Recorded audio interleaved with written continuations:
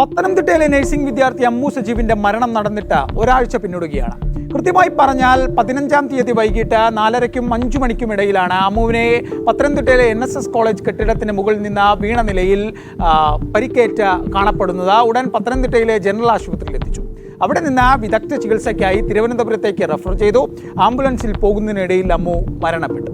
ഈ മരണത്തിന് പിന്നാലെയാണ് കുടുംബം ഈ മരണത്തിൽ വലിയ ദുരൂഹതകൾ ആരോപിച്ച് രംഗത്ത് വരുന്നത്. അമ്മുവിൻ്റെ ക്ലാസ്സിലെ തന്നെ 3 പെൺകുട്ടികൾക്കെതിരെയായിരുന്നു ആരോപണം.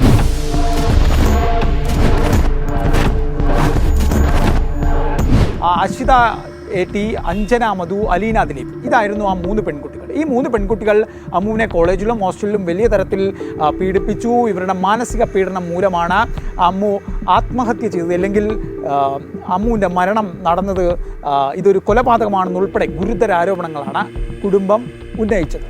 ആ പ്രശ്നം അവിടെ നിൽക്കട്ടെ. ഈ നേരത്തെ പറഞ്ഞ 3 സഹപാഠികളും അലീന ദിലീപ്, അശ്വിത AT, അഞ്ജന മധു, ഇവർ 3 പേരും അമ്മുവിൻ്റെ അടുത്ത സുഹൃത്തുക്കളായിരുന്നു. ഇവർ കഴിഞ്ഞ 2-3 വർഷമായി വലിയ തോതിലുള്ള ബന്ധമുണ്ടായിരുന്നു. ഇവർക്കിടയിൽ വലിയ സൗഹൃദമുണ്ടായിരുന്നു. ഇതിനിടയിൽ ഈ സൗഹൃദത്തിനിടയിൽ ചില ഇണക്കങ്ങളും പിണക്കങ്ങളും ഉണ്ടാകുന്നു. ആ ഇണക്കങ്ങളും പിണക്കങ്ങളും പിന്നീട് പൊട്ടിത്തെറികളായി മാറും.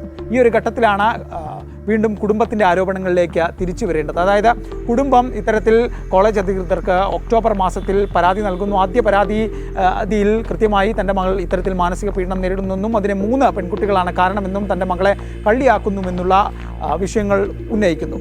അത്തരത്തിൽ ആ പരാതി കോളേജ് അധികൃതർ കേൾക്കുന്നു. ആ പരാതിയിൽ നടപടിയെടുക്കുന്നു. ഈ 3 പെൺകുട്ടികളിൽ നിന്നും സത്യവാങ്മൂലം എഴുതിവാക്കുന്നു. ഈ വിഷയത്തിൽ കുട്ടികൾ തെറ്റുപറ്റിയെന്ന് എഴുതി നൽകുന്നു. അമ്മുവും വിഷയത്തിൽ കോളേജിൽ മൊഴി നൽകുന്നു. ആ വിഷയം അവിടെ അവസാനിക്കുന്നു. എല്ലാവരും മടങ്ങിപ്പോകുന്നു. കാര്യങ്ങൾ നോർമലാകുമെന്ന് വിചാരിക്കുന്ന ഒരു ഘട്ടത്തിൽ ഒക്ടോബർ അവസാനത്തോടെ അമ്മുവിൻ്റെ പിതാവ് വീണ്ടും ഒരു പരാതി നൽകുന്നു. പരാതി സമാനമാണ്. അമ്മുവിൻ്റെ ജീവന് ഭീഷണിയുണ്ട് ഉൾപ്പെടെ ഗുരുതര ആരോപണങ്ങളുള്ള ഈ 3 പെൺകുട്ടികൾക്കെതിരെയുള്ള പരാതിയാണ്. അമ്മുവിനെ പിന്തുടർന്ന് ഈ പെൺകുട്ടികൾ വലിയ തോതിൽ മാനസികമായി പീഡിപ്പിക്കുന്നു. ഇതിനിടയിൽ ഈ ക്ലാസ്സിൽ ഈ നഴ്സിംഗ് വിദ്യാർത്ഥികളെ സംബന്ധിച്ച് പ്രധാനമായ ഒരു റെക്കോർഡ് ബുക്കുണ്ട്. അത് കാണാതാകുന്നു. ഈ 3 പെൺകുട്ടികളിൽ ഒരാളുടെ റെക്കോർഡ് ബുക്കാണ് കാണാതാകുന്നത്. ഈ 3 പെൺകുട്ടികളിൽ ഒരാളുടെ തന്നെ 2500 രൂപയുടെ അടുത്തുള്ള പണം നഷ്ടപ്പെടുന്നു. ഈ ആരോപണങ്ങളെല്ലാം തന്നെ അമ്മുവാണ് ചെയ്തതെന്ന് പറഞ്ഞുകൊണ്ട് ഈ പെൺകുട്ടികൾ ക്ലാസ്സിലും മറ്റും വലിയ രീതിയിൽ പ്രശ്നം ഉണ്ടാക്കുന്നുവെന്ന് അമ്മുവിൻ്റെ പിതാവ് രണ്ടാമത് നൽകിയ പരാതിയിൽ പറയുന്നുണ്ട്.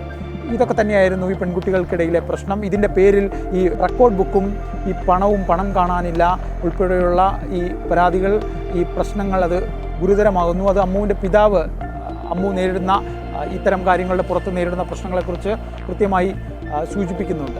ഇതിന് പിന്നാലെയാണ് ഈ കോളേജ് പ്രിൻസിപ്പാൾ ഈ 2ാമത്തെ പരാതിയിൽ അമ്മുവിൻ്റെ പിതാവിനോട് കോളേജിൽ വരാൻ ആവശ്യപ്പെടുന്നു. മറ്റ് പെൺകുട്ടികളുടെ പിതാക്കന്മാർക്കും ആ കുട്ടികൾക്കും മെമ്മോ നൽകുന്നു. അവരെ കോളേജിലേക്ക് വിളിപ്പിക്കുന്നു. ഈ വിളിപ്പിച്ചതിന് 2 ദിവസം മുമ്പാണ് അമ്മു ഇത്തരത്തിൽ 15-ാം തീയതി ഹോസ്റ്റൽ കെട്ടിടത്തിന് മുകളിൽ നിന്ന് അമ്മുവിനെ വീണ നിലയിൽ കണ്ടെത്തുന്നത്. അമ്മു ആത്മഹത്യ ചെയ്തതാണോ, ഇനി മറ്റു തരത്തിലുള്ള എന്തെങ്കിലുമാണോ, കൊലപാതകമാണോ ഉൾപ്പെടെയുള്ള പോലീസ് അന്വേഷണം നടക്കുകയാണ്. നിലവിൽ പോലീസ് ഇതൊരു ആത്മഹത്യ എന്ന് തന്നെയാണ് പോലീസിൻ്റെ ഒരു പ്രാഥമിക നിഗമനം. ഇത്തരത്തിൽ അമ്മുവിൻ്റെ മരണത്തിന് മുമ്പ് ഗുരുതരമായ ഇത്തരത്തിൽ പരാതികൾ ഉന്നയിച്ച സാഹചര്യത്തിൽ പോലീസ് ഇതിനുശേഷം അമ്മുവിൻ്റെ പിതാവിൻ്റെ, മാതാവിൻ്റെ ഉൾപ്പെടെയുള്ള ആളുകളുടെ മൊഴി രേഖപ്പെടുത്തുന്നു. അപ്പം കോളേജ് അധികൃതരുടെയും മൊഴി രേഖപ്പെടുത്തുന്നു. പിന്നാലെ അശ്വിത TS, അഞ്ജന മധു, അലീന ദിലീപ്, ഈ 3 പെൺകുട്ടികളെയും പോലീസ് കസ്റ്റഡിയിലെടുക്കുന്നു. ഒരു രാത്രിയാണ് ജില്ലയ്ക്ക് പുറത്തുപോയി പോലീസ് കസ്റ്റഡിയിലെടുക്കുന്നത്. പിറ്റേ ദിവസം ഇവരെ കോടതിയിൽ ഹാജരാക്കും.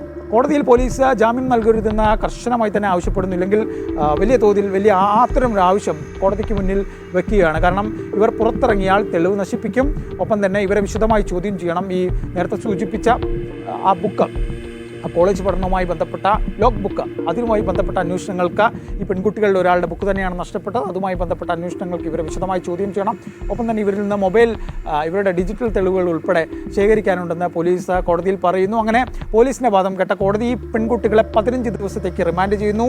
അവരെ നിലവിൽ കൊട്ടാരക്കര സ്പെഷ്യൽ സബ് ജയിലിലാണ് പാർപ്പിച്ചിരിക്കുന്നത്. അവരുടെ 14 ദിവസമാണ് അവരുടെ റിമാൻഡ് കാലാവധി. അങ്ങനെ കാര്യങ്ങൾ ആ വഴിക്ക് അന്വേഷണം നീങ്ങുകയാണ്. പോലീസ് എന്തായാലും ഈ വിഷയവുമായി ബന്ധപ്പെട്ട പ്രധാന തെളിവുകളാക്കി എടുത്തിരിക്കുന്നത് അമ്മുവിൻ്റെ പിതാവ് മരണത്തിന് മുമ്പ് കോളേജ് അധികൃതർക്ക് അയച്ച 2 പരാതികളാണ്. ഈ പരാതികളിൽ കൃത്യമായി അമ്മുവിന് ജീവന് ഭീഷണിയുണ്ടെന്ന് അറിയിക്കുന്നു. പിന്നീട് മരണത്തിന് ശേഷം ഈ പരാതി സാധൂകരിക്കുന്ന രീതിയിൽ അമ്മുവിൻ്റെ പിതാവ് നൽകിയ മൊഴി, അതിനുശേഷം അമ്മുവിൻ്റെ ഹോസ്റ്റലിൽ നിന്ന് പോലീസിന് ലഭിച്ച ക്വിറ്റ് എന്നെഴുതിയ വെള്ളക്കടലാസിൽ എഴുതിയ ഒരു പേപ്പർ, ഒപ്പം ഡിജിറ്റൽ തെളിവുകളും പ്രധാനമായി പോലീസ് ഉണ്ടെന്ന് പറയുന്നു.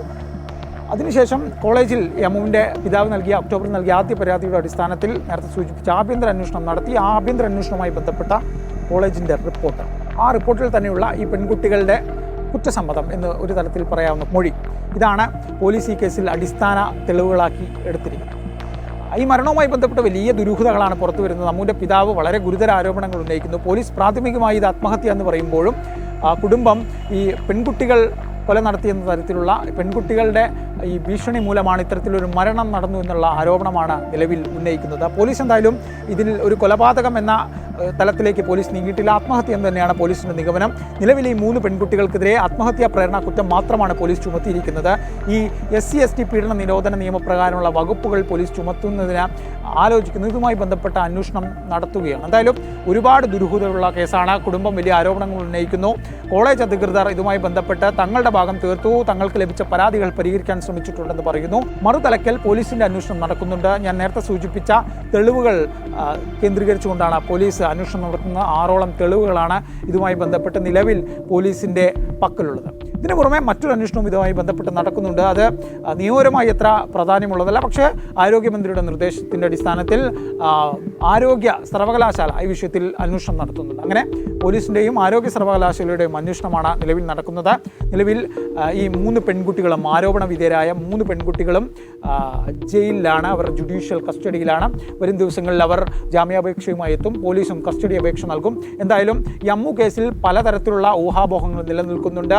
അതിൽ കൃത്യമായ പോലീസ് അന്വേഷണം നടന്നാൽ മാത്രമേ ഈ മരണത്തിൽ കൂടുതൽ വ്യക്തത വരൂ. ഇതൊരു കൊലപാതകമാണോ, ആത്മഹത്യയാണോ, ആത്മഹത്യയിലേക്ക് നയിച്ചത് ഈ 3 പെൺകുട്ടികളാണോ ഉൾപ്പെടെയുള്ള വിഷയങ്ങളിൽ ഇനിയും ഉത്തരം ലഭിക്കാനുണ്ട്.